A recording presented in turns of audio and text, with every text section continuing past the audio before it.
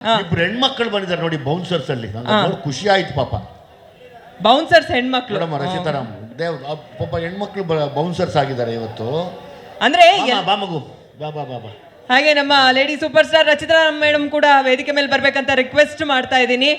ಒಂದ್ ನಿಮಿಷ, ಯಾರು ವೇದಿಕೆ ಮೇಲೆ ಬೇರೆಯವ್ರು ಬರಬಾರ್ದು. ಆಯ್ತಮ್ಮ, ನಾನು ನೋಡಿದ್ದು ಯಾಕಂದ್ರೆ ಫಸ್ಟ್ ಟೈಮ್ ನಾನು ಈ ಬೌನ್ಸರ್ಸ್ ಪಾಪ ಎಲ್ಲ ಕಷ್ಟಪಟ್ಟು ಬರ್ತಾರೆ ಜೀವನ ಮಾಡೋಕ್ಕೆ, ಅದರಲ್ಲಿ ಹೆಣ್ಮಕ್ಳು ಬೌನ್ಸರ್ಸ್ ಬಂದಿದ್ದಾರೆ ನೋಡಪ್ಪ, ನನಗೆ ಸಖತ್ ಖುಷಿ ಆಯಿತು. ರಚಿತಾರಾಮ್ ಅವ್ರು ರೈಟು ಲೆಫ್ಟ್ ನೀವೇನಾ?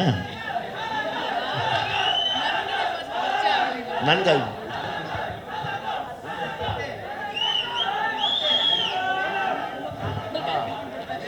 ಅಮ್ಮ ನಿಮಗೂ ಕೂಡ ಈ ಕಾರ್ಯಕ್ರಮದಲ್ಲಿ ಅರ್ಸ್ತಾ ಕನ್ನಡ ಶುಭಾಶಯಗಳು ಹೇಳ್ತಾ ನನಗೆ ನೀವು ಈ ಸ್ಥಾನದಲ್ಲಿ ಬಂದು ನಿಂತರೆ ತುಂಬ ಖುಷಿ ಆಯಿತು. ಎಲ್ಲ ಕ್ಷೇತ್ರದಲ್ಲೂ ಹೆಣ್ಮಕ್ಳಿಗೆ ಮುಂದೆ ಬರಬೇಕು, ಖುಷಿ ಆಗತ್ತಮ್ಮ.